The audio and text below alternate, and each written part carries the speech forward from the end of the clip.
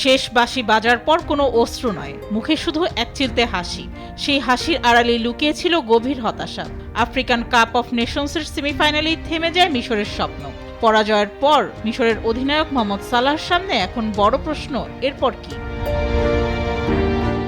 African cup of নেশনসের শুরু থেকে শেষ পর্যন্ত মিশরের ভরসা ছিলেন মোহাম্মদ সালাহ। ৫ ম্যাচে ৪ গোল করে ৩৩ বছর বয়সী এ তারকা টেনে তুলেছিলেন দলকে শেষ চারে। কিন্তু তবুও শেষ পর্যন্ত অধরাই থেকে গেল ট্রফি। ২০১০ সালের পর আর আফকন জেতেনি মিশর, আর সালাহর ক্যারিয়ারের শূন্যতাও সেই একই জায়গায়। এদিকে লিভারপুলেও সময়টা ভালো যাচ্ছে না সালাহর। ২০২৫ সালে নভেম্বরের পর থেকে শুরুর একাদশে নেই। এরপরে সালাহর বিস্ফোরক অভিযোগ ক্লাব তাকে গাড়ির নিচে ফেলে দিয়েছে। এর জেরে আরও বড় ধাক্কা, চ্যাম্পিয়ন্স লিগে ইন্টার মিলানের বিপক্ষে স্কোয়াডে জায়গাই হয়নি মিশরের এ তারকার। সবশেষ এফএ কাপের ম্যাচে বার্নসলেকে ৪-১ গোলে উড়িয়ে দেয় লিভারপুল। টানা ১১ ম্যাচ অপরাজিত অলরেডরা যেন জানিয়ে দিল নভেম্বরের বাজে সময় এখন অতীত। তবে এই অপরাজিত যাত্রায় সঙ্গী হতে পারেননি সালাহ। আফ্রিকান কাপ অফ নেশনসে ব্যস্ত এই তারকা। তার আগে ফর্মহীনতায় বেঞ্চে কাটানোর সময় তো আছেই।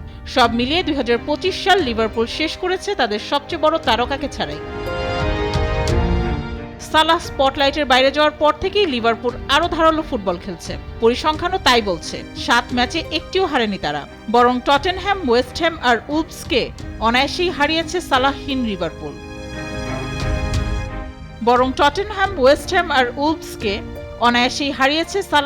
লিভারপুল।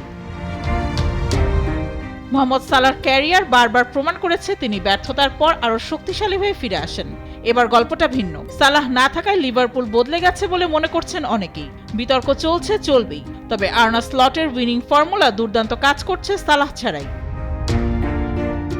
প্রশ্ন একটাই, আন্তর্জাতিক বিরতি শেষে সালাহ ফিরলে আর্নে স্লট কি তাকে আবার দলে নেবেন, নাকি নতুন ছক কষবেন? সালাহ কি পারবেন লিভারপুলকে ঘুরে দাঁড়িয়ে আবারও নেতৃত্ব দিতে? মেহজাবিন হোসেন, স্পোর্টস ডেস্ক, দেশ টিভি।